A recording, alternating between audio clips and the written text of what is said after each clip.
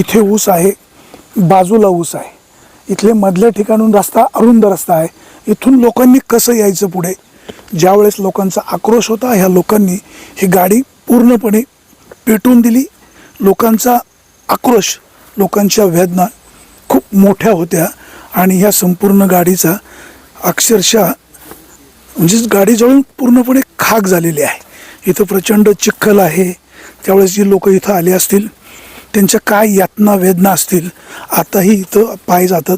बघा ही गाडीची अवस्था कशा प्रकारे झालेली आहे. लोकांनी गाडी पेटून दिल्यानंतर कदाचित प्रशासन या संदर्भात काय वेगळं काय करायचं ते करेल, परंतु ही वेळ का आली? शासन, वन खातं आता तरी जागा ह्या रस्त्याने इथं कसं जायचं, कसं पोचायचं?